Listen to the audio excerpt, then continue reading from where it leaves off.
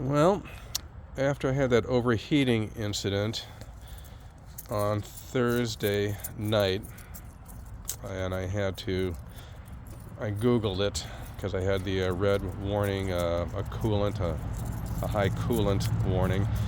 And I Googled it, and it said you shouldn't drive, you might damage your car. So I had to take multiple stops on our way home. We were just in Platteville, Wisconsin, and we stopped off in Maquoketa.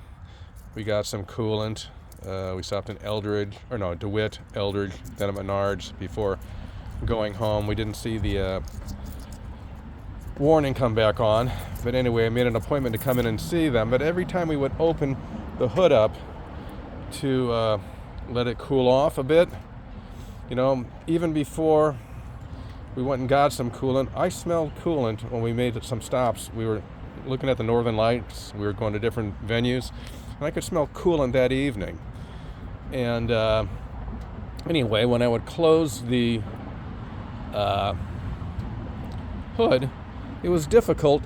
It wouldn't just close it like it always used to, just boom, and latch on.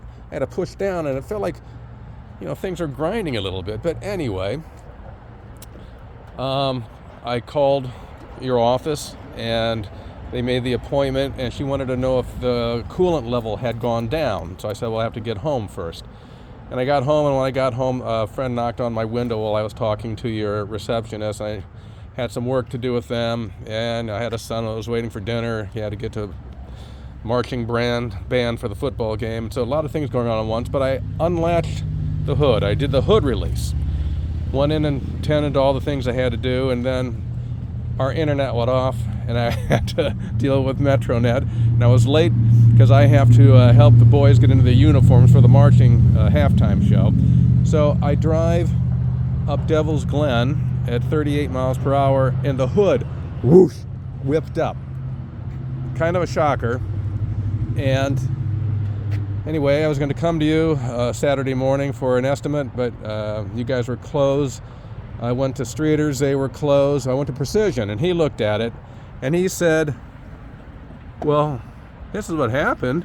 This is bent back. That's not catching on this loop. The hook's actually behind. And I told him, well, how'd that happen? I said, I don't do anything in the engine. The only people that get under my hood are the people at McLaughlin when I get my oil changed, which I did about 1,000 miles ago.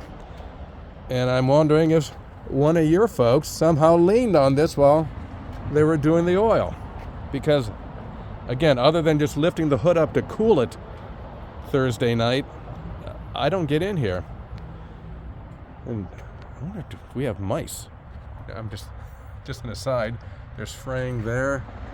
There's fraying there. Hey.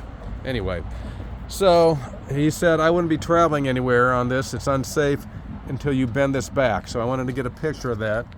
Here, I'm going to stop this. It's getting kind of long. I'll start a new one.